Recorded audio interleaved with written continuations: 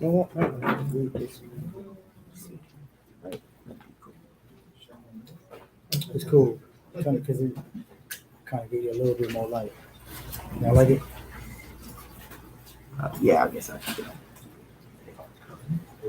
it. I can't really tell. I can't. It's good. Yeah, it's kind of cool though. Yeah, there you go. Put it up. Oh shit. Let's put it on this side. Salakia family, give us a second. Technical difficulties. One day this will not be the case. Technical difficulties. Shalom to the family online. We getting it right real quick. Yes, sir. We don't want to hold y'all too late. Nah, not too late tonight. I don't gotta be. You sure? Okay. Shalom family, how y'all doing?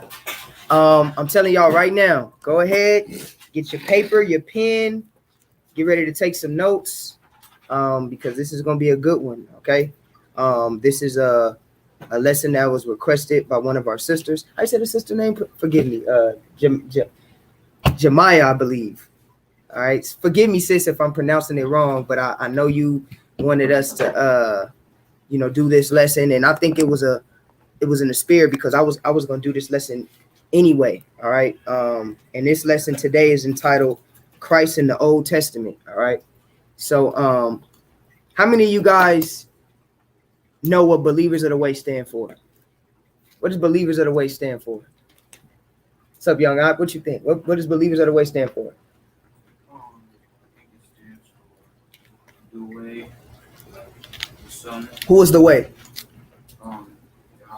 Yahushua is the way. So here at Believers of the Way, Yahushua is our top priority. All right. We don't tolerate disrespect with Yahushua whatsoever. Right. And we believe and we know that this Bible, the whole narrative is centered around Yahushua. Understand? Tonight, I see I got La Barak on there. Let's get some moderators on there, man. If you guys see anybody. Oh, here go my sis right here. Here goes sis right here. How you doing, sis? I hope I didn't butcher your name, sis. But we doing this one as per requested. You requested it, so we doing it for you. So I hope you enjoy class tonight. Live, if you can, or any brothers, can you please moderate? For some reason, Iran was like, I don't know why we get a whole bunch of trolls on our page. I be looking at other brothers' videos. They don't get as much trolls as we do. I'm like, what's going on? We get so many trolls, like it's crazy to me. But we're not dealing with no trolls tonight. All right. So, and I mean that because this is gonna be a real educational lesson. All right. So the title of this lesson is Christ in the Old Testament. How many of y'all knew Christ was in the Old Testament? How many of y'all knew? Who could prove it? Who could prove Christ in the Old Testament? Anybody? No? Okay, that's good. That's good. Because if you can't prove it, tonight is gonna be the class where you get the ammo to prove it. So you're gonna be strapped. You understand? Locked and loaded, ready to go, proving that Yahushua is the word, right? Let's get that John 1:1. Let's get that. This is what y'all gotta understand, man. So the Bible is one of the greatest books of all time. I'm gonna tell y'all why the Bible is one of the greatest books of all time. Because the Bible has a story within the story. Y'all know that? When you read the Bible, there's a surface level story, right?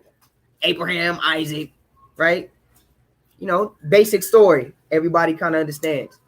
But then there's a underlining story, right? That has been told throughout these words that only a select few individuals can understand it. Ain't that crazy?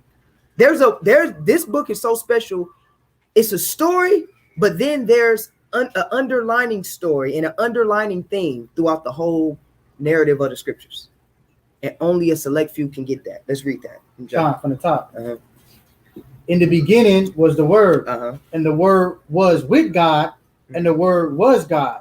The same was in the beginning with God. You see that? So the Word was with God, and the Word was God. So what are we reading right now, guys? We're reading the Word. And the Word is what? Yeah, it's with God. And the Word is God, right? So if we understand that the Word is Yahushua, then that means that he has to be in the totality of the whole book.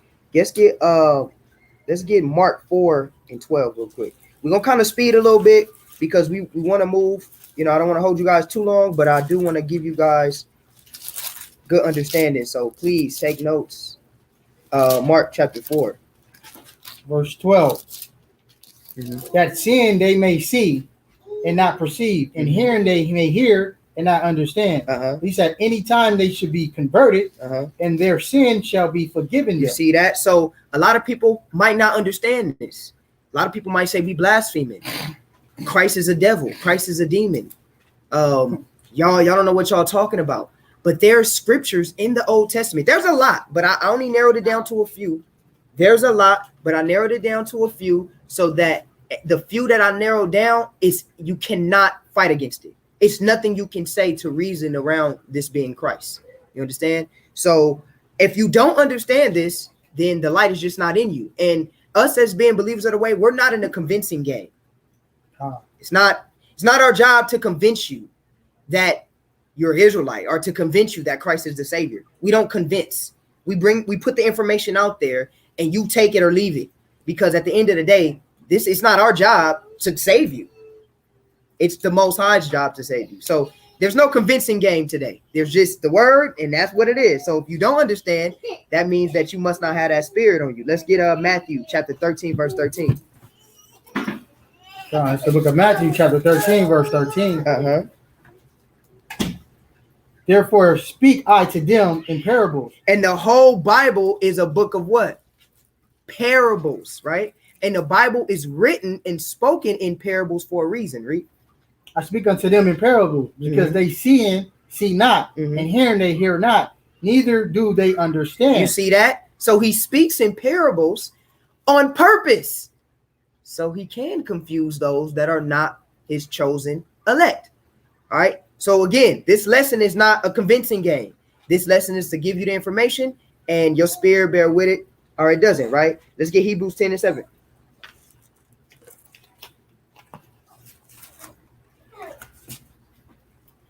Hebrews chapter 10, verse 7. The book of Hebrews, chapter 10, verse 7. Then said I, lo, I come in the volume of the book. Come in the what? In the volume of the book. So who comes in the volume of the book? Who? Right, let's keep reading. Read. It is written of me to do thy will, O God. Right, so he comes in the volume of the book. Now, where was that first quoted?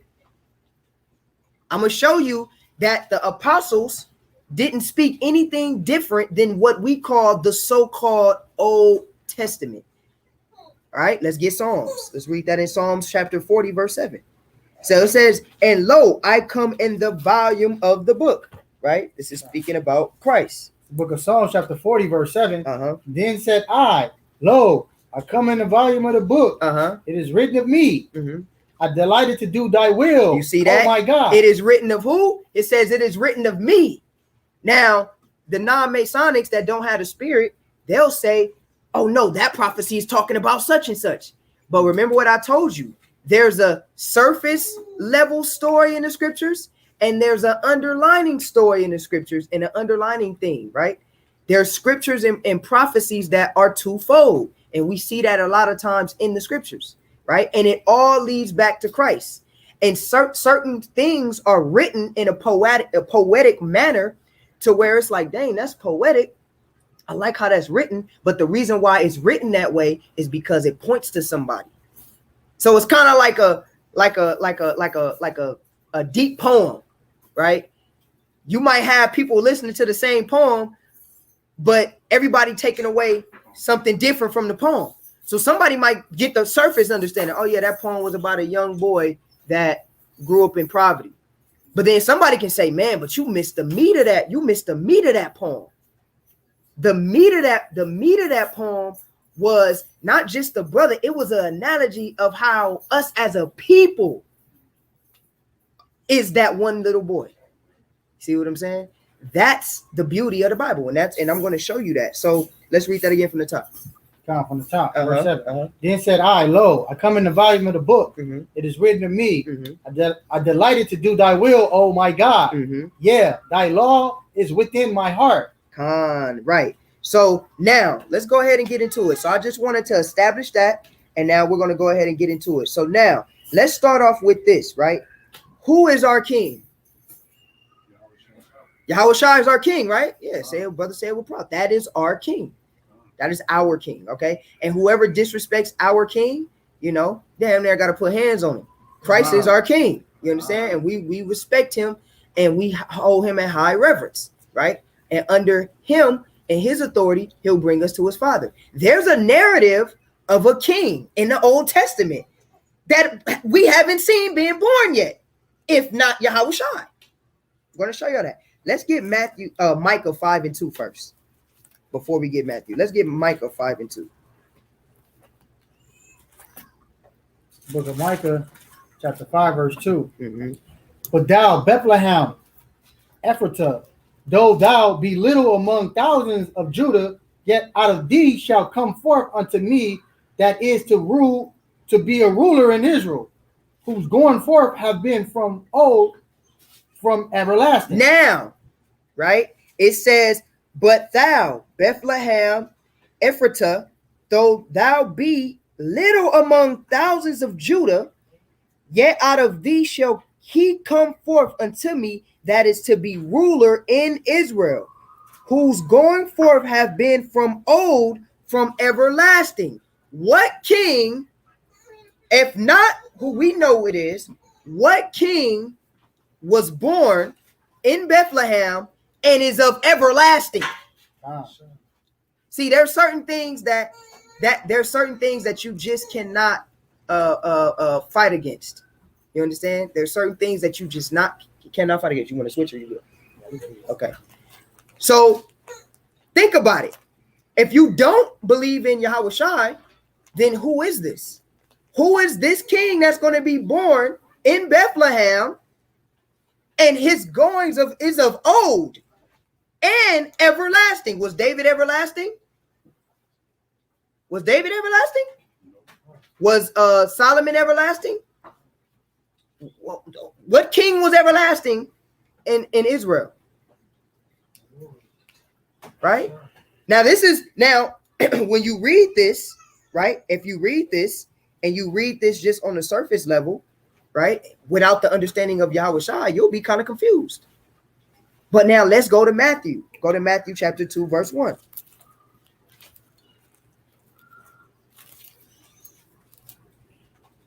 Book of Matthew, chapter 2, verse 1. It's undeniable. It's undeniable that Yahweh Shai is this king referenced to come and be an everlasting king. You cannot deny that this is Christ. Watch this. Read. Verse 1. This is now when Yahweh Shai was born in Bethlehem. He was born in where? Bethlehem. What did the prophecy in Micah say this king was going to be born? Bethlehem. Okay. This is just the beginning. All right. I'm just showing you guys, little something, right? Let's keep reading. Read. Of Judea in the days of Herod the king, behold, there came wise men from the east to Jerusalem, saying, where is he that is born king of the Jews? And who is he? He's the king of the Jews. And they were looking for him. Where is he that is born king of the Jews? And where? Bethlehem. But didn't Micah say it first? Watch this. Keep reading. Read. For we have seen his star in the east, and are come to worship him. When Herod the king had heard these things, he was troubled, and all Jerusalem was with him. Why was he troubled? Because he was not supposed to even be on the throne and ruling anything in Jerusalem. So when the rightful king came, he was troubled because he's like, my rulership is about to be diminished. Can you imagine that scene? A king is born in Bethlehem. How did the wise men even know to even search for Christ being born in Bethlehem? Because of Micah. They knew the prophecies. Right? Watch, read. Verse 4. And when he had gathered all the chief priests and scribes of the people together, he commanded of them where Yahweh Shai should be born. And they said unto him, in Bethlehem of Judea, for thus it is written by the prophet. What prophet? What prophet? It is written by the prophet. So they knew. You cannot tell me, sit here and tell me that the white man plagiarized the New Testament that good. It's impossible. They quoting precepts out of the so-called Old Testament verbatim. Not only that, but do you guys know the Bible is just a combination of different scrolls that fit the story and the narrative perfectly. Just that in itself is like an impossible feat. Take Ramayak write a book. Matter of fact, not even Ramayak. Ramayak write a book. Melchizedek write a book. Iram write a book. And I write a book in different time periods. And then in another time period, my Jacob come together, put all of them together and say, this is the whole story. Tell me what other book can do that. Tell me. It's undeniable. Fits the prophecy to the T. So now, watch what it says. Keep reading. Verse 6. And thou, Bethlehem, in the land of Judah, art not the least among the prince of Judah, for out of thee shall come a governor that shall rule my people Israel. Then Herod, when he had privately called the wise men, inquired of them diligently what time the star appeared. And he sent them to Bethlehem and said, go and search diligently for the young child. And when he had found him, bring me word again that I might come and worship him. Also, you see that? So he really didn't want to worship him. But where did we see that prophecy coming from? It first came out of Micah. Now, notice how in Micah it says that this king has to be from everlasting, right? Why do you think Micah used the words everlasting? Because I'm gonna paint a picture for you guys here. Yahweh was there in the beginning. Con. Now let's go. That's good. Let's go to Proverbs 8:22. I'm gonna show y'all something. Book of Proverbs, chapter 8, verse 22. The Lord Yahweh possessed me in the beginning of his way. Now, before his works of old. Now, watch this. Who is this talking about? Who is this talking about? Now, somebody can say, nice try, brother. When you read Proverbs 8:1, it's talking about wisdom. But see, what did I tell you guys? That's the what? The surface level. Yeah, and them not understanding that who is wisdom. Christ is wisdom, right? He is wisdom. But people that try to combat you will say that Proverbs 8 is just talking about wisdom. But it's a couple of things of how Proverbs 8 kind of says certain things about wisdom that let you know that this is an individual. Now let's read it again. Read 22 again. The Lord Yahweh possessed me in the beginning of his way, before his works of old. Now, this is somebody talking. This is somebody talking. Remember what I told you. There's a surface level and there's a underlining story that's going on. Underlining on the surface, who wrote this on the surface? Solomon. On the surface, who wrote this? Solomon. But we know Solomon wasn't possessed by the Lord. Let's keep reading. Read. Verse 23. I was set up from everlasting. We know Solomon wasn't set up for everlasting. Who did we just read? And Micah was supposed to be the king, and he's of old from everlasting. And we precepted that with what? Matthew. Who was that? Now we saying that same thing. It says everlasting. Watch, keep reading. From the beginning, or ever the earth was. When there was no depths, I was brought forth. When there was no fountains, abounding with water. Before the mountains were settled, before the hills was I brought forth. While as yet he had not made the earth, nor the fields, nor the highest parts of the dust of the world. When he prepared the heavens, I was there. When he set a compass upon the face of the deep. When he established the clouds above. When he strengthened the fountains of the deep. When he gave the sea his decree, that the waters should not pass his commandment. Let's now watch this. Go to verse 30. Go to verse 30. Verse 30. Yeah. Then I was by him as one brought up with him, and I was daily his delight. Now that language is letting you know that this is an individual. It says not only was this individual was there from everlasting, but he and from the beginning of all his work, but he was his joy. Who is this? Without the so-called New Testament and Yahweh Shai, can a Torah only, brother, explain to me who this is. Well, that's wisdom. But it tells you that this is a physical person that had delight. So we know wisdom is a characteristic. This is being described as a person or an entity that the creator took delight in. Who is that? Who is that? Watch, keep reading. John, daily his delight, rejoicing always before him. Verse 31, rejoicing in the habitable parts of the earth, and my delights were with the sons of men. Now it says rejoicing in the habitable parts of the earth, of his earth, and my delights were with the sons of men. So now let's see who this is, right? Can brothers give me a precept showing me who this is? Don't worry, I'm gonna give you one. Go to Colossians.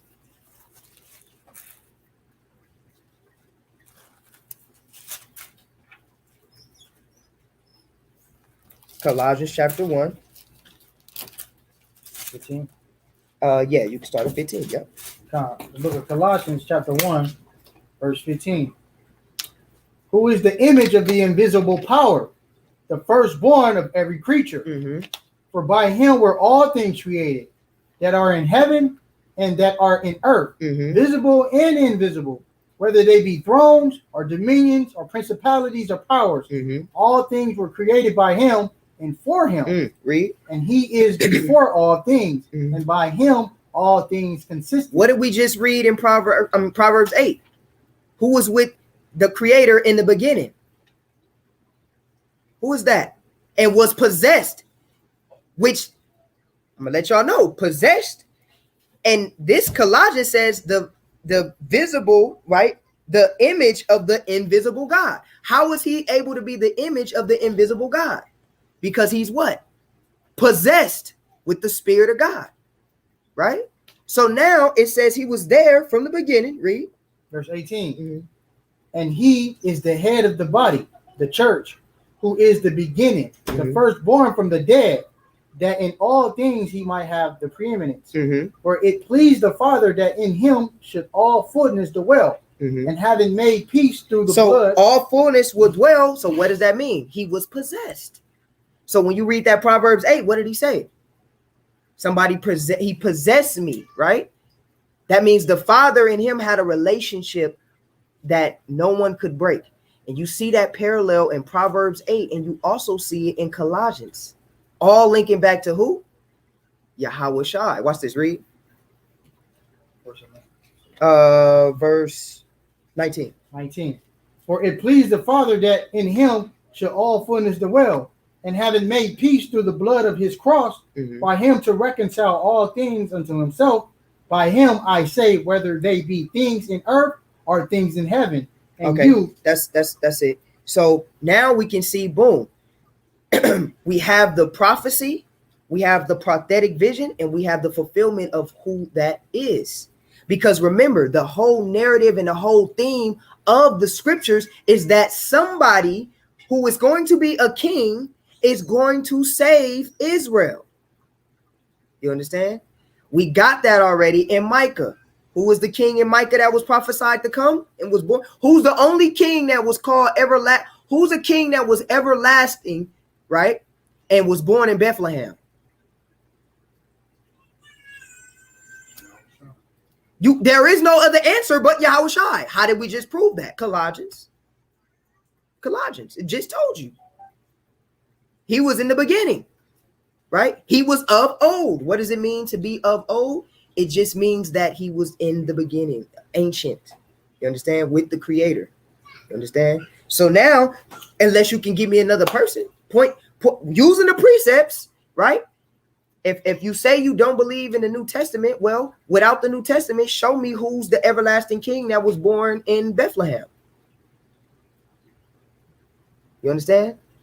You wouldn't be able to do it. You wouldn't be able to do it, right? You out of here, bro.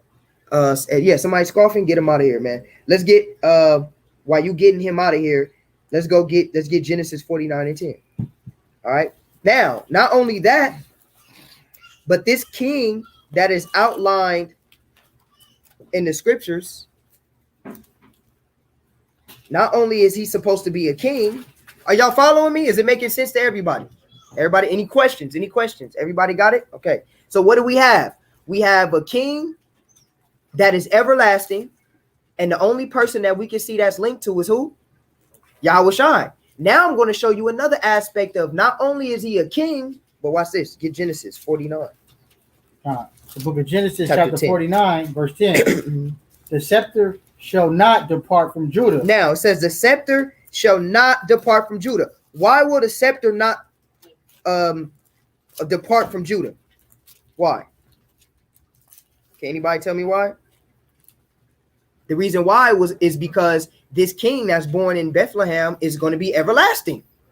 So there's not going to be any part, right? I'm going to show y'all, right? Read. The scepter shall not depart from Judah, nor a lawgiver from between his feet. But it says, now, I want y'all to listen to this. It says, read it one more time.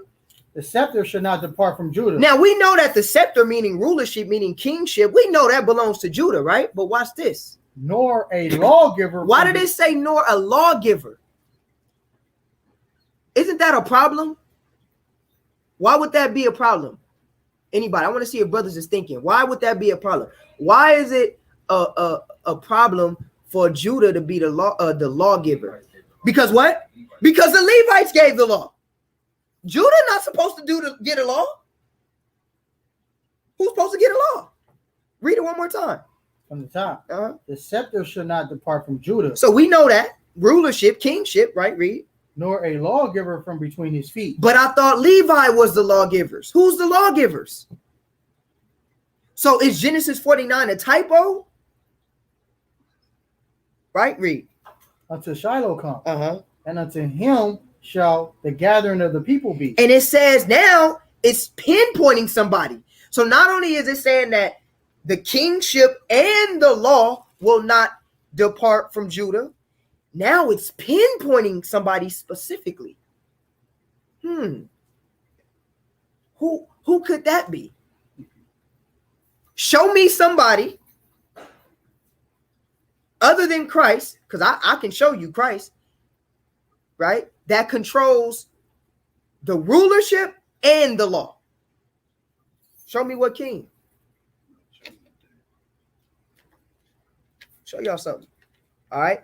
Hold that and go from there and go to Hebrews real quick.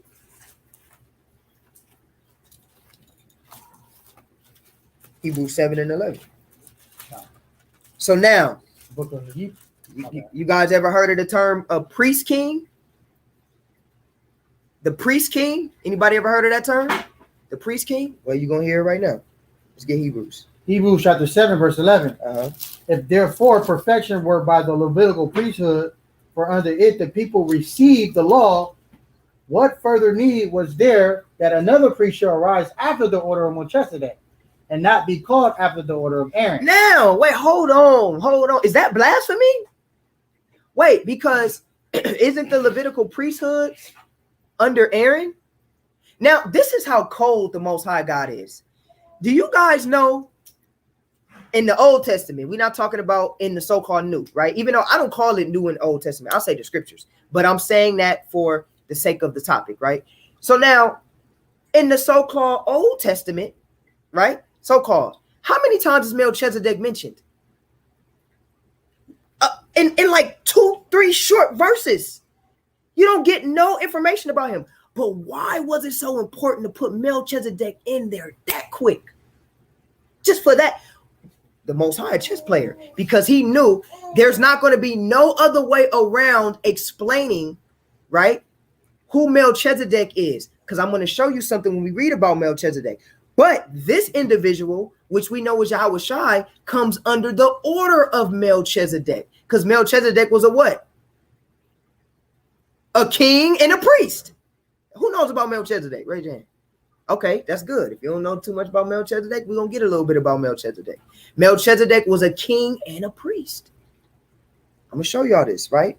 Let's actually go there real quick. Let's go to Melchizedek real quick. I think that's Genesis. You want the priest part? Yeah, it's Genesis. It's in this chapter right here. No, I want to come back to this one. I'm going to go to to Genesis 14 real quick. Let's get Melchizedek. Because I want them to understand who Melchizedek is first. Genesis 14. Now, this is why you can't just, for everybody that doesn't believe in the so-called New Testament, this is why you just can't overlook Melchizedek. It's a reason why. I'm going to show you. It's written Genesis 14 and 18. Yep. It's the book of Genesis, chapter 14, verse 18. And Melchizedek, king of Salem, brought forth bread and wine, and he was the priest of the Most High Yahweh. Now, this is why you can't overlook Melchizedek, because Melchizedek was called a priest of the Most High. Who is this dude? Who is this guy? And he's the king of who? Read it again. He's the king of Salem. What does Salem or Salem mean? Peace. Okay. What is it another word for? Jerusalem. So hold on. So Melchizedek was the king of Jerusalem? But Jerusalem wasn't established at this time. Who is this guy? They don't believe. Let's get the blue letter Bible real quick. Let's get the blue letter Bible real quick. I'm gonna share my screen.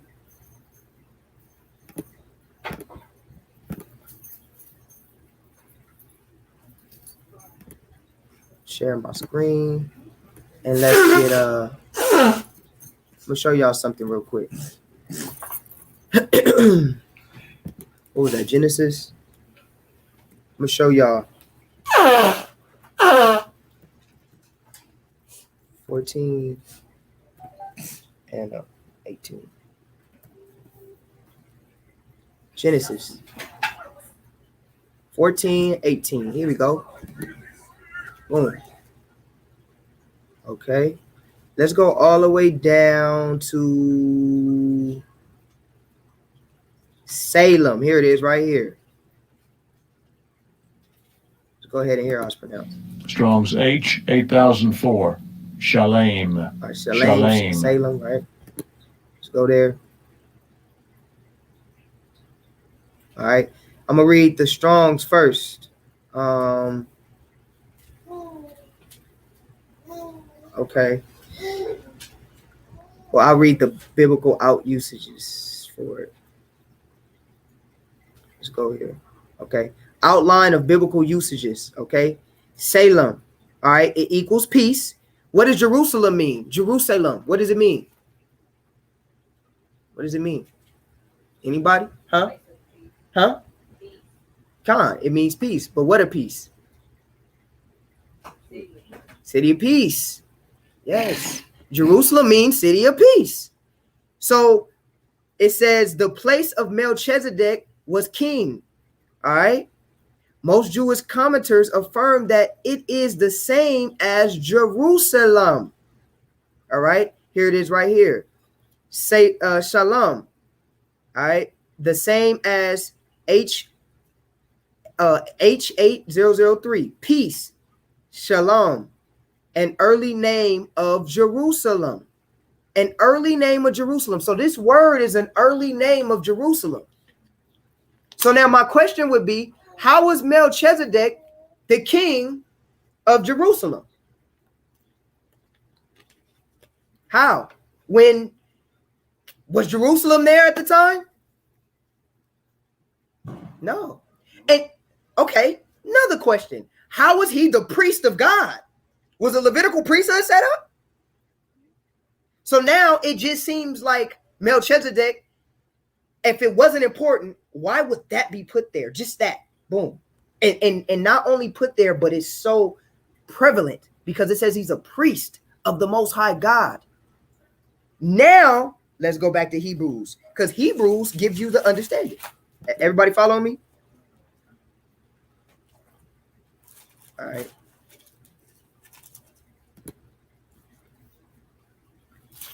Go there. Hebrews chapter 7, verse 12. It says, for the priesthood being changed, there is made a necessity a change also for the law. Uh-huh. For he of whom these things are spoken pertaining to another tribe, of which no man given attendance. Now, go back to 11. Go back to 11. Yeah. From the top. If therefore perfection were by the Levitical priesthood, for under it the people received the law, what further need was there that another priest should arise after the order of Melchizedek and not be called after the order of Aaron? So what is the order of Melchizedek? The order of Melchizedek is a priest and a king. What do we read in Genesis 49? That somebody out of Judah will be a priest and a king. Who is that? Show me. Other than Yahweh. Watch this. Keep reading. Verse 12. It says, for the priesthood being changed, there is made necessity a change also of the law. Why was the priesthood changed? And what was it changed to? Read. For he of whom these things are spoken pertaining to another tribe, of which no man gave attendance at the altar. Is the tribe of Judah supposed to minister at the altar? No, but there was a change in the priesthood. What was that change? Under the order of Melchizedek, Christ is now a priest and a king, just like Melchizedek. I have a whole lesson on Yahushua and Melchizedek. You'll find out that Christ is Melchizedek. I'm going to show you that right now. Keep reading. Verse 14. For it is evident that our Lord sprang out of Judah, of which tribe Moses spake nothing concerning priesthood. And it is yet far more evident for that after the similitude of Melchizedek, there arises another priest. There's after the form of Melchizedek, because what was the form of Melchizedek? He was a priest, right? And he was a king. So now there's somebody that's rising up in like manner of Melchizedek. Now, this is the interesting thing about Melchizedek. Let's go from there and let's read go to 7 and 1. Read verse 1. Verse 1. It says, for this Melchizedek, king of Salem, priest of the Most High Yahweh, who met Abraham returning from the slaughter of the kings and blessed him, to whom also Abraham gave a tenth part of all, first being the interpretation king of righteousness, and after that also king of Salem, which is king of peace. You see that? King of peace. So he was a king of peace and he was a king of righteousness. Melchizedek was a king of peace and a king of righteousness. Hold that thought. Don't lose that thought. Go from there and go to Hebrews chapter 5 and read verse 5. Hebrews chapter 5, verse 5.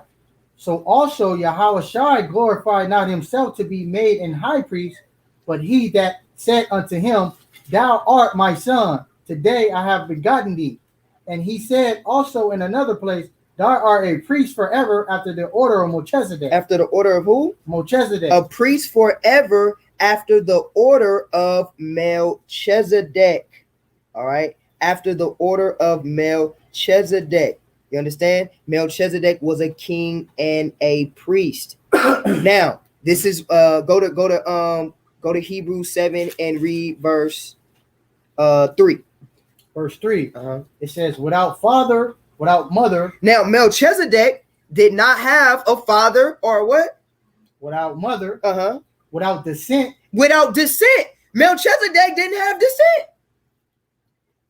So Melchizedek didn't have a father. He didn't have a mother, meaning an earthly father and an earthly mother, and he didn't have descent. Read.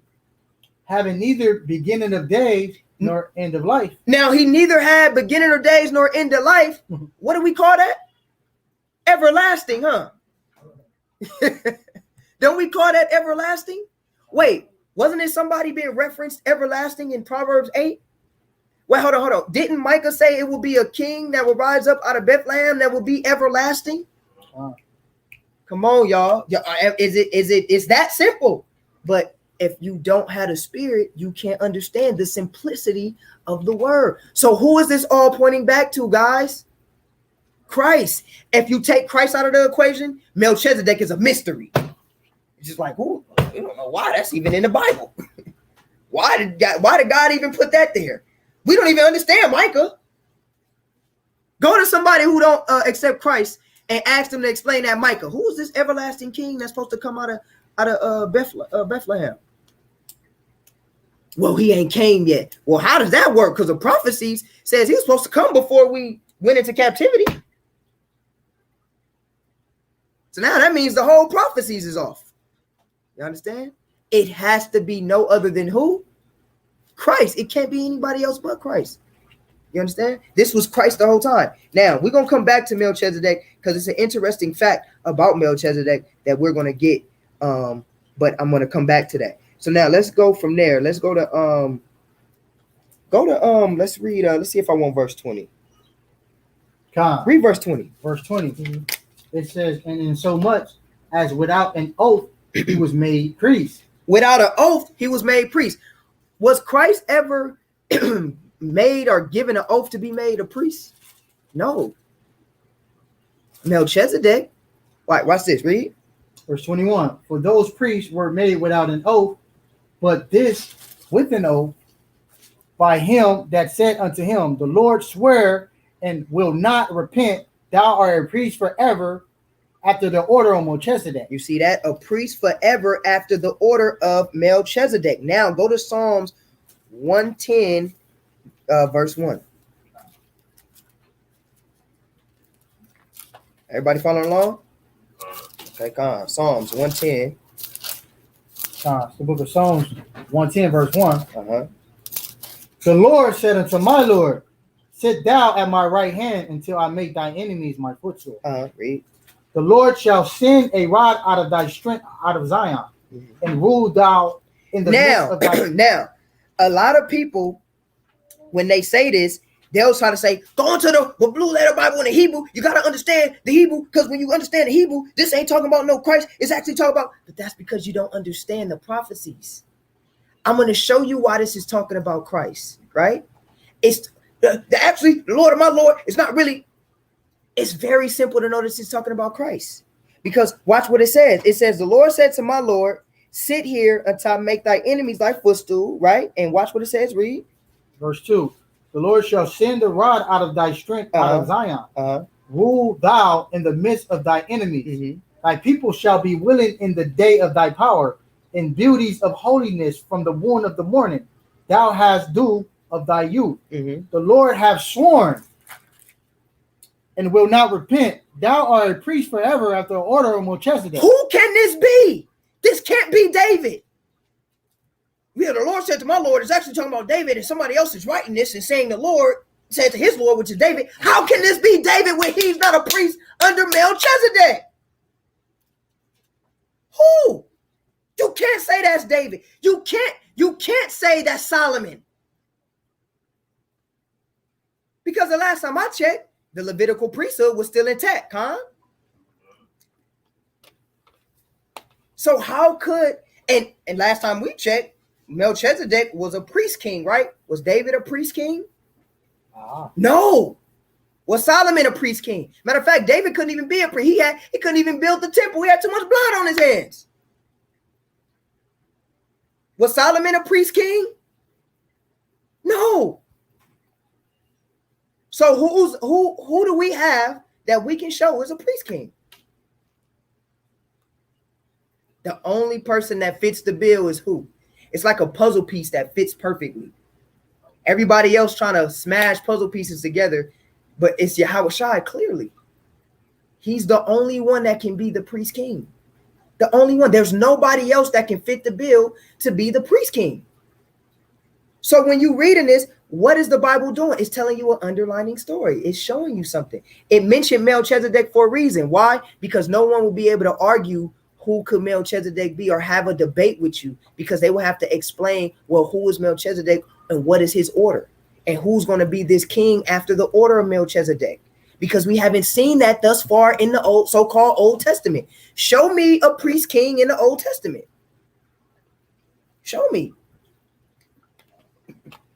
There is no priest king in the Old Testament except Melchizedek that we don't know who he is. And he's only revealed in the so-called New Testament. Like I said, I'm only saying so-called for the sake of this lesson, right? Everybody following me? All right, let's go from there. Go to Genesis 49 and 11 now. The book of Genesis, chapter 49, verse 11.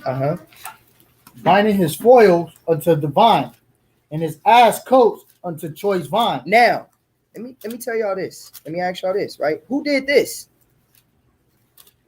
Read it one more time. Time from the top. Binding his foil unto the vine, Mm-hmm. and his ass coat unto his choice vine.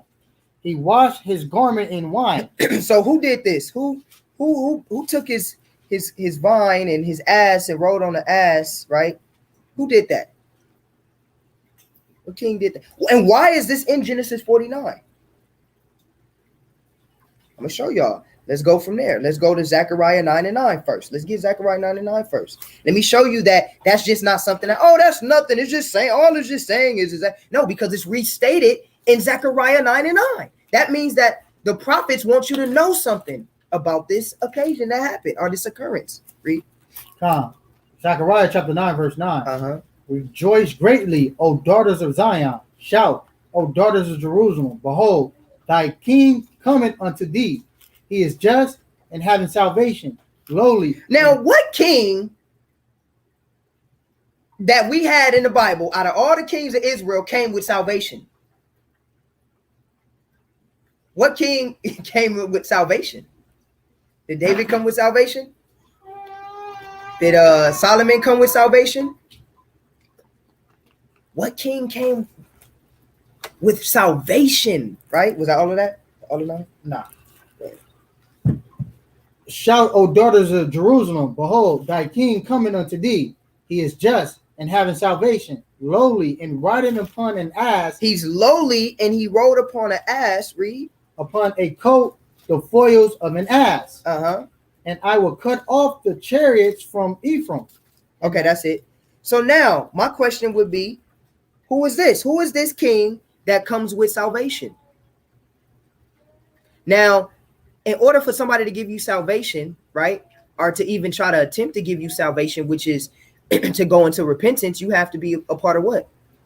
You got to be some type of Levitical priest. Why? Because how else are we going to get salvation and forgiveness for our sins without the priesthood? But this is a priest king, because this king is coming with what? Salvation. What king has came with salvation? Let's get that. Go to Matthew. 21 and 2. The book of Matthew, chapter 21, verse 2. Uh-huh. It says, the kingdom of heaven is like unto a certain king, Uh-huh. which made a marriage for his son, Uh-huh. and sent forth his servants to call them that were bidden to the wedding, and they were not come. Wait, is that Matthew 21 and 2? 21, verse 2? Yeah, Matthew 21 and 2. Matthew verse 21, verse 2. Mm-hmm. Saying unto them, go into the village over against you, Mm-hmm. and straightway ye shall find an ass tied and a coat with her, loose them and bring them unto me. Mm-hmm. And if any man say aught unto you, ye shall say, the Lord had need of them, and straightway he will send them. Now, the point about all of this is that these prophecies are supposed to happen. No one can show me outside of the Gospels of any of these prophecies taking place. There's no other literature that you can show me that there's prophecies that are supposed to take place in the so-called Old Testament that haven't taken place outside of the so-called New Testament. Christ did what? He came in and he did what? He asked them for a donkey, right? Read. Verse 4. Uh-huh. And this was done that it might be fulfilled, which was spoken by the prophet, saying, tell ye the daughters of Zion, behold, the king cometh unto thee meek, and sitting upon an ass, and a coat, the foil of an ass. Where we just read that at? Where did we just read that? Zechariah. We just read that in Zechariah 9 and 9. And where was it written before Zechariah 9 and 9? In Genesis 49. Come on, man. You can't. Hey, I'm not that good. Men not that good. Wicked Esau not that good. It's not that good. You understand? So what do we see? We see prophecies being fulfilled, and it's all leading to Christ. Keep reading.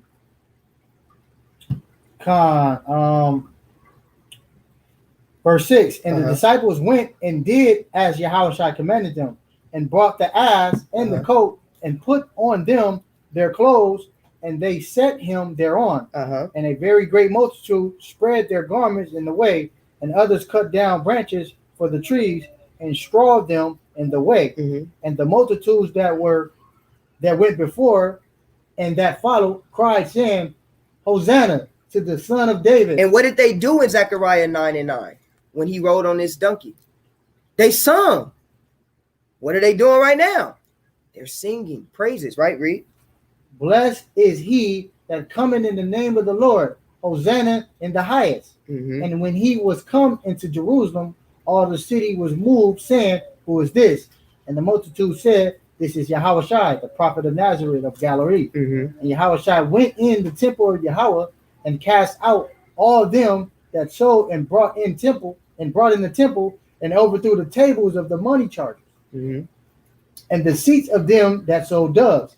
And he said unto them, It is written, My house shall be called the house of prayer, but ye have made it a den of thieves. You see that? So he went and said his house. Now, why is that so important to understand? He went into the temple and called it his house. Because he's a what? He's a priest. He's a priest. So what was he telling them? They probably was looking at him like, what the hell is he talking about? His house, because he's the priest king. He's a priest, right? Read.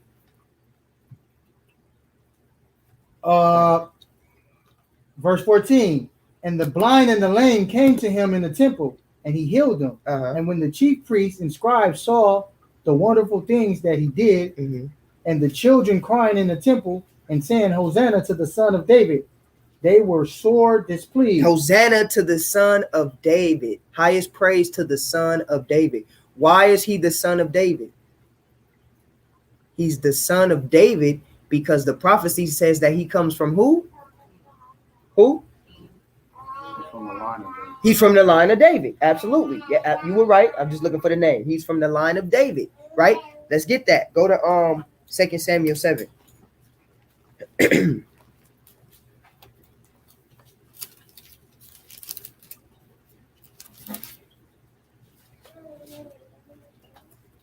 And read verse 12. The book of 2 Samuel, chapter 7, verse 12. It says, And when the days be fulfilled, and thou shalt sleep with thy fathers, I will set up thy seed after thee, which shall proceed out of thy bowels. Out of thy bowels. Everybody knows what bowels are, right? Out of your loins. Read. And I will establish his kingdom. He shall build an house for my name, and I will establish the throne of his kingdom forever. Did Solomon kingdom last forever? No. So whose kingdom is supposed to last forever?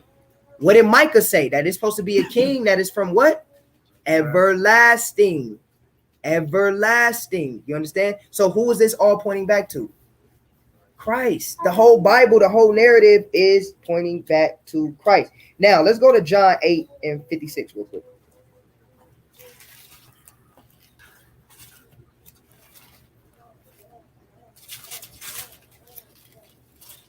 The book of John, chapter 8, verse 56. John 8, 56. Yep.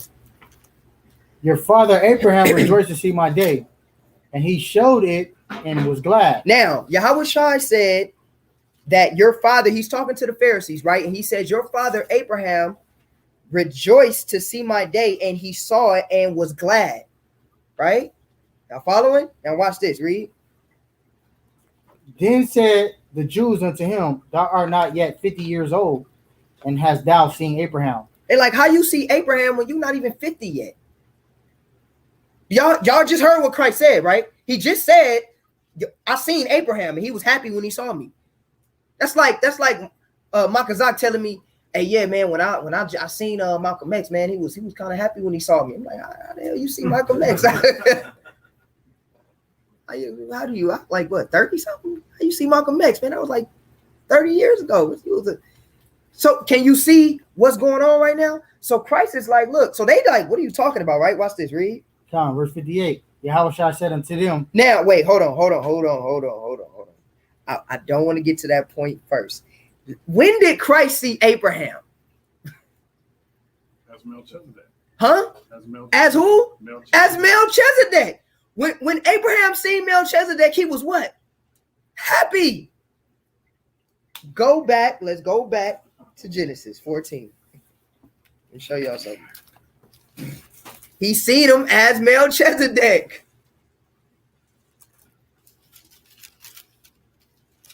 The book of Genesis, chapter 14, verse 18. It says, so now we can put a method to the madness of who is Melchizedek. Watch this, read. And Melchizedek, king of Salem, brought forth bread and wine, and he was the priest of the Most High Yahweh. And he blessed him and said, blessed be Abram, the Most High, the best being Abram of the Most High, possessor of heaven and earth. And what did Melchizedek tell him? He said, you blessed. Blessed be Abraham. So how you think Abraham feeling that Melchizedek just blessed? Who is this dude to bless Abraham like that? And he's a priest of God, right? Watch this, read. Verse 20. And blessed be the Most High Yahweh, which have delivered thy enemies into thy hand. And he gave him tithes of all. Now, Abraham gave him tithes. What did he do? He gave him something. He gave him a parting gift. He gave him tithes to Melchizedek. He paid that respect to Melchizedek. So now, when did Christ see Abraham? Well, we know he's seen him on a number of occasions, but for sure we can say Melchizedek. Also, I'm gonna show y'all something. I don't want to skip the gun, jump the gun. But let's go back to John. Let's go 8.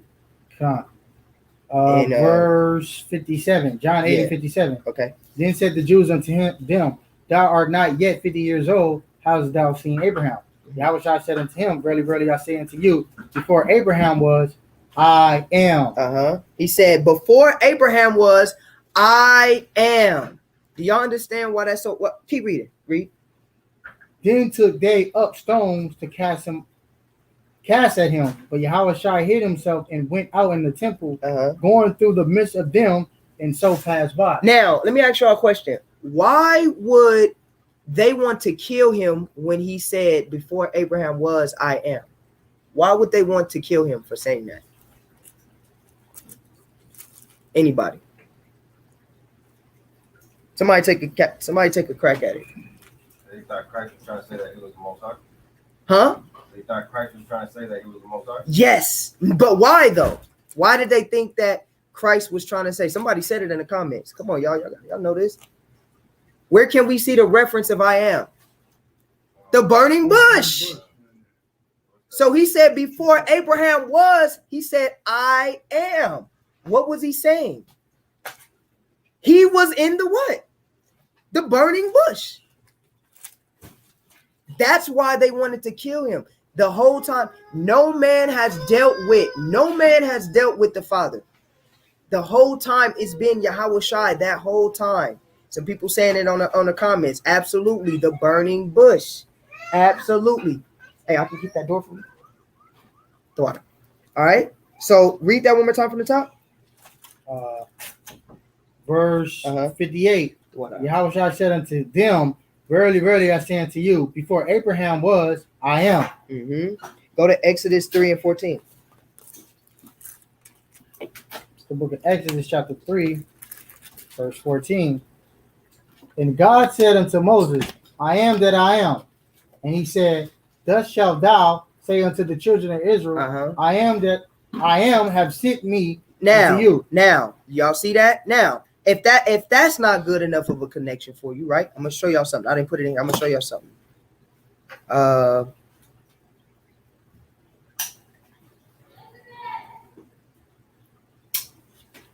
Go to John 10 and 34 real quick. I'm gonna show y'all something. It's the book of John, chapter 10, verse 44. Read verse 33. 33. The Jews answered him, saying, for a good works we stone thee not, but for blasphemy, and because thou, being a man, makest thyself the Most High. See, they didn't understand the concept of being the son of the Most High. You know, at that time, they didn't understand the concepts that we understand today, right? The concepts of being the children of the Most High God. They didn't think of that. They didn't call themselves the children of the Most High God, even though throughout the prophecies, it makes reference of Israel being called the children of God, but they didn't understand that. So when Christ was coming teaching this, they wanted to kill him because they like, you making yourself like God. Because if you're the child of God, what are you? You're God with a little g, right? So they're like, we're not stoning you for good works. You know, you raising the dead. I mean, somebody raised the dead. Come on, man. You healing the sick. They said, we don't stone you for that. They said, we stoning you because you calling yourself the son of God, right? But watch what 34 say, read. Verse 34, Yahushua answered them, is it not written in your law? I said, ye are God. Did y'all catch that? What, Ramiyat? He said that before in the Psalms. Okay, yeah, it said that in Psalms, but did you catch what he said? Read it one more time. Yahushua answered them, is it not written in your law? I said, ye are God. Who said? Did Christ write Psalms? He said, I said. Why did he say, I said? He said, didn't I say ye are gods? What is he letting you know? That was me. I gave you them words. That was me. I am the word. Y'all didn't catch that. See, that's why you got to read. He said, I said you're God. Now let's go to that Psalms 82. 83. 82, yeah. Let's see where he said it. But wait, who wrote Psalms though? Didn't David write the Psalms? So how Christ saying, didn't I say? Right, read. Psalms 82, verse 6.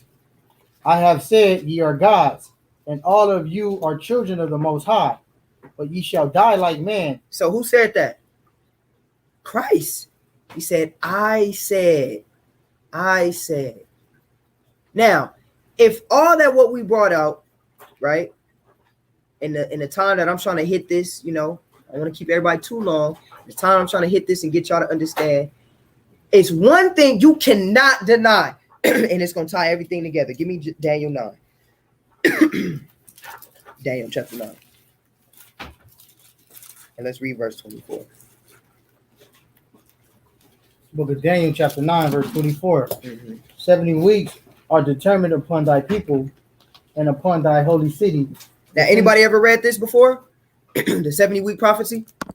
If you haven't, you go ahead and you pull this out on the non-Masonic and you cut his head off with it. All right? There's no answer for it. Read.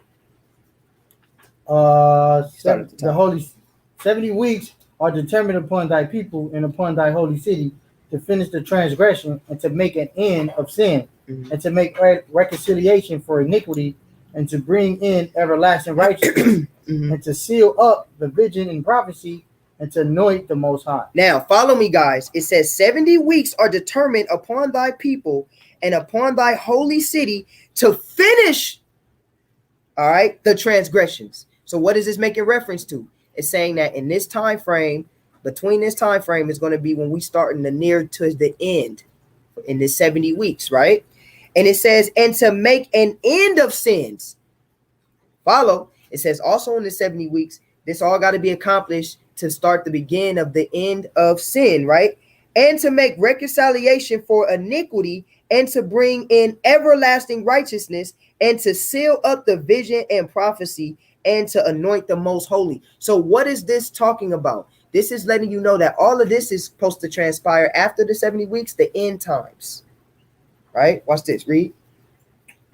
Verse 25. It says, know therefore and understand that from the going forth of the commandment to restore and to build Jerusalem unto the Messiah, the Prince, shall be 70 weeks. Now, it says, know therefore. Now it's giving you a time frame. It says, know there. Yeah, come on. It says, know therefore and understand that from the going forth of the commandment to restore and to build Jerusalem. So everybody knows Jerusalem was destroyed, right? Who destroyed Jerusalem? Before that, the first time Jerusalem was destroyed was by who? Remember, this is Daniel. Rome is not even in the picture yet. Remember, this is Daniel. So in the time of Daniel, the temple was already destroyed. So what captivity was Daniel in? The Babylonian captivity. Who were the first ones to destroy the temple? Babylon was. Babylon was the first nation to destroy the temple of Jerusalem, okay? To completely obliterate it, destroy it, right? Remember, Solomon was a ruler. It was peace in Solomon's years. After that, the split happened, but the kings were still in Jerusalem. You understand? It was still in Jerusalem. Babylon was the ones that marched up in there, took everybody out of Jerusalem and destroyed the temple. You understand? So now what it says is, it says, know therefore understand that from the going forth of the commandment to restore and build the temple. All right. Going forth to the commandment to restore and to build Jerusalem, Salakia, not just the temple, but Jerusalem, unto the Messiah. So now it says that there's a time period. So Jerusalem is destroyed. Once Jerusalem is the commission to rebuild Jerusalem, from that start of that to when the temple gets rebuilt, all the way until the years to follow to get to the Messiah. So now we got a Messiah in the play here. So whoever this Messiah is has to come after the rebuilding of Jerusalem. Y'all following me? Okay. There's a Messiah that has to come after the rebuilding of Jerusalem from when the Babylonians destroyed it, right? Read. 7 weeks, and 62 weeks, and the street shall be built again, and the wall even in troublous time. Right. So it's going to be troubled times, but the city is going to be built again in troubled times. So the city was built, it wasn't destroyed like it was destroyed from Babylon, right? It was rebuilt, but it was troubled times, right? We still went into various captivities, but the walls were still there. All right. Now it says, now let's keep reading. Watch this. Read. Verse 26, and after 62 weeks shall Messiah be cut off, but not for himself. Now, once the Messiah comes, once the temple in Jerusalem is back rebuilt, once the Messiah comes, right, then the Messiah is supposed to be cut off. Whoever this Messiah is that's supposed to come after Jerusalem is rebuilt in troubled times, he's supposed to be cut off. Read. And the people of the prince that shall come shall destroy the city and the sanctuary. Now, after this Messiah is cut off, right, the sanctuary is supposed to be what? Destroyed again. And the city is supposed to be what? Destroyed again. So what do we have, guys? We have Jerusalem being destroyed, then Jerusalem being rebuilt. Jerusalem will remain rebuilt until the Messiah comes. Once the Messiah comes and is killed, the Jerusalem will be destroyed again. Y'all follow me? And this has to happen, right? I'll show y'all something. Read. Sanctuary. And the end thereof shall be with a flood. And the end will be with a flood. Read. And unto the end of the war, desolations are determined. Now, it says, and after this, there's supposed to be a desolation, right? It's supposed to be a desolation determined, right? Read.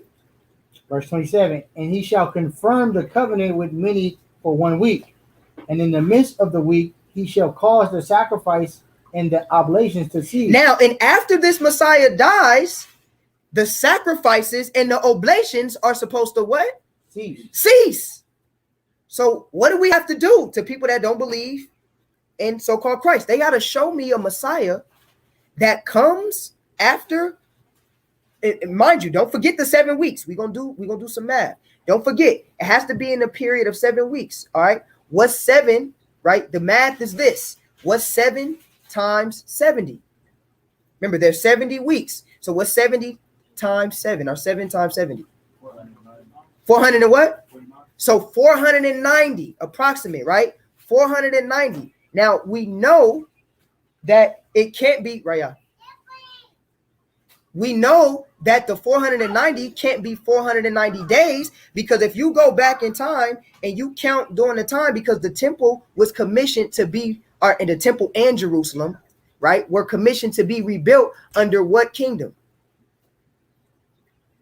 Under what kingdom? The Persians and Medes, right? This was approximately in 458 BC. In 458 BC, the temple in Jerusalem was commissioned to be restored, right? So if you do 490 days from that, there's no Messiah that comes 490 days after that. So it has to be a similitude for what? It has to be years. 490 years. So 490 years after after 458 BC is what? Do the math. Take away 458 from 490. What is that? Somebody do that. Huh? Let's do the math. Subtract. It's easy. 32. 30 what? 32. 32. When did Christ start his ministry? 32.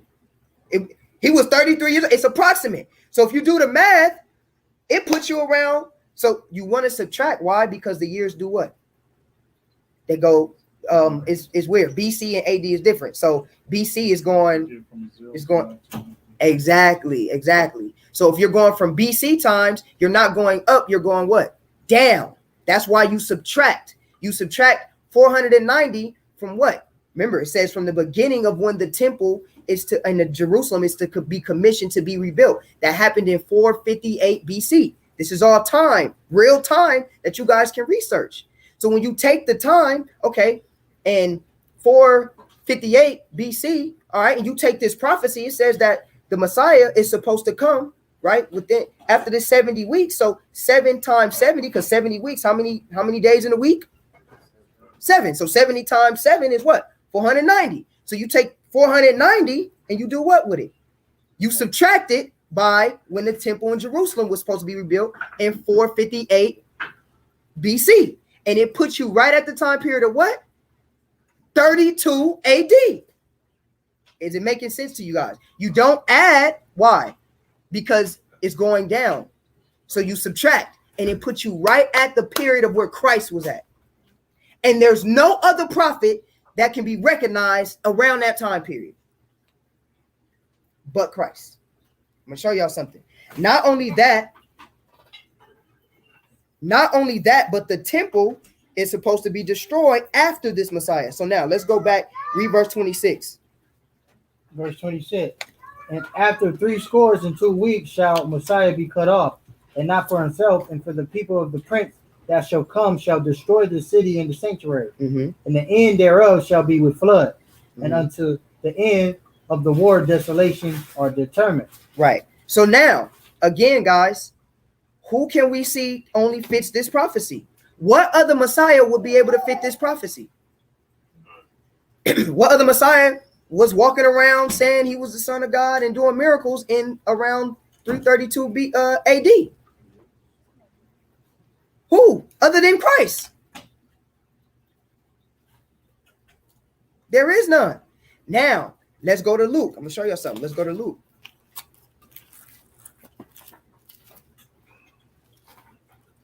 Y'all following me? Y'all get it? It's not going over, right? Y'all got it? So it's real simple. All you do is this simple math, right? So you take the 70 weeks, right? I'm going to just explain it again. It's real easy. You just take the 70 weeks. There's 7 days in a week. You multiply 7 times 70. You get 490. Okay? The reason why, real quick, let's go back to Daniel. I'm going to show y'all. Go back to hold that in Luke. We're going to hold that in Luke. Go back to Daniel real quick.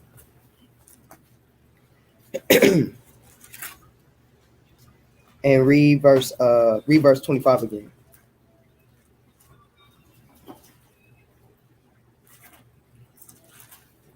Verse 25. Know therefore and understand that from the going forth of the commandment to restore. Actually, read verse 24. I'm sorry.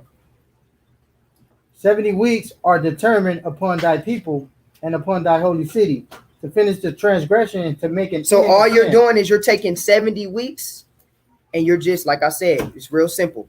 70 weeks, instead of counting each day of the week for 70 weeks, you just multiply 7 times 70 and you get 490. All right. And when you do your math from when the temple in Jerusalem was supposed to be restored, it puts you right at the time. Because remember, it says that the Messiah was supposed to come, right, within those 70 weeks, right, towards the end of those 70 weeks. So it puts you right at the time period of what? Christ's death and ministry. You can't make this up, man. That's crazy. Like you can do this math at home yourself. You know, It's crazy. Now let's go back. Let's go back to read verse. Let's go to Luke real quick. So now, what else did it say? Not only that's supposed to happen, but after that happens, the temple was supposed to be what? Destroyed. Let's go to Luke. 21.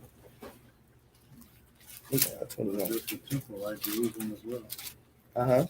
Yep, Jerusalem and the temple. 21. Luke 21 and start at 20. Luke chapter 21, verse 20.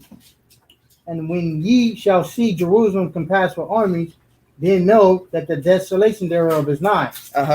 Then let them which are in Judea flee to the mountains. Now, what desolation is he talking about? He said, when you see Jerusalem compassed with armies, then know that the desolation is what? Nigh. What desolation is he talking about? Huh? The one that's prophesied in Daniel 9. But now, who was the one that did the one that is prophesied in Daniel 9? We know Babylon did it at first, right? But that's the one that happened first, and then the temple in Jerusalem was restored. Then the Messiah comes. After the Messiah is cut off, which is dead, then the temple in Jerusalem is supposed to be destroyed again. So when did that happen?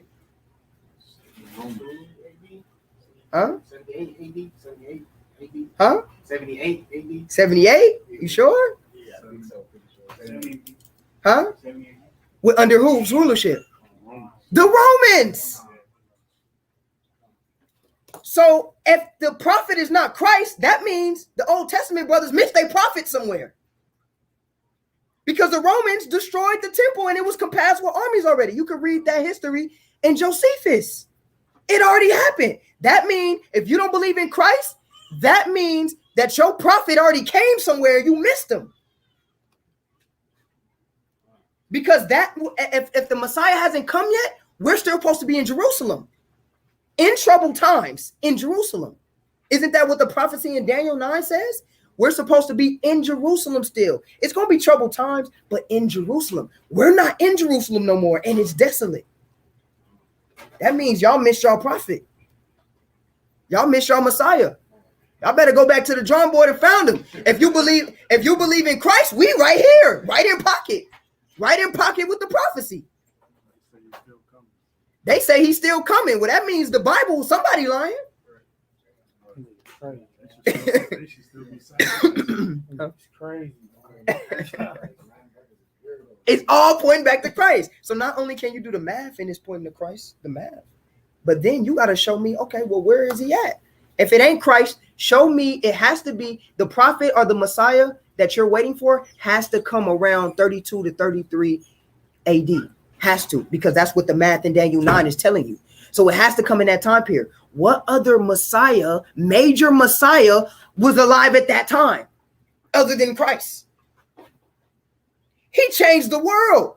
We got a whole religion based off this man's name from that movement. So you can't deny the history that this man walked the earth.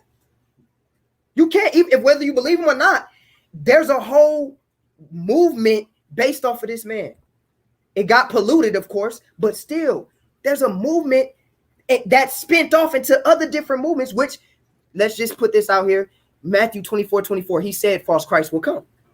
So there's a whole, so that doesn't mean anything either. You know, it might have some smart at it. Yes, he is evil. No, he warned us that there will be false Christ to come too. See, he prepared us for that too. You understand? And did that happen after he died? Didn't they pollute his name? The Catholicism and Christianity? Man, if it ain't Christ, slap yourself. Slap yourself. Slap yourself. Yeah, I was about to do it. Yeah, get him out of here. Because at this point, he just don't, you know, that's what they do. They get on here and they just ridicule, but they tell me who the prophet is. That's what I was kind of wanting to see.